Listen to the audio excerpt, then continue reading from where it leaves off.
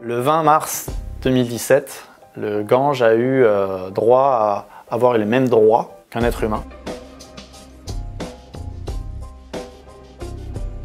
En ayant ces droits-là, le Gange peut, entre guillemets, attaquer les entreprises. Alors c'est pas le Gange en lui-même, mais c'est des personnes qui sont nommées qui peuvent porter plainte au nom du Gange. À partir de ce moment-là, ils peuvent se défendre contre des polluants, des entreprises qui polluent le fleuve, des entreprises de barrage ou toute autre activité qui pourrait nuire à la santé du Gange. J'ai rencontré en fait le juge, bon, ils sont deux juges qui ont rendu ce jugement et en fait moi j'ai pu rencontrer Rajiv Sharma. J'ai vraiment eu énormément de chance qui m'autorise à le rencontrer, à discuter avec lui et surtout ce qui est totalement interdit normalement, il a accepté à la fin de l'interview que je le photographie. Comme je défends aussi les fleuves, l'eau à travers le monde et que lui son combat c'est ça aussi, plus il vieillit, plus il a envie de défendre, il a donné des jugements pour les forêts aussi, enfin pour défendre les forêts. Et pour lui, c'est sa mission. Il est très proche de la retraite et c'est ça qu'il va continuer à faire jusqu'à la fin de sa vie. Et en fait, en discutant, donc j'avais demandé à l'époque, est-ce que le gouvernement vous a envoyé des lettres de félicitations, de soutien, d'autres tribunaux à travers le pays?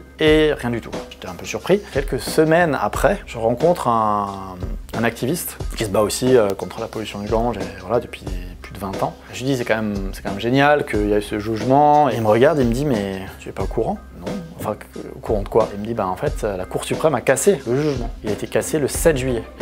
Et donc quand j'ai rencontré Rajiv Sharma, c'était en septembre 2017, il était déjà au courant qu'il était cassé. Je pense qu'il avait un peu honte, il a travaillé quand même dur pour que ce jugement passe. Et la Cour suprême, la Cour jugement cassé.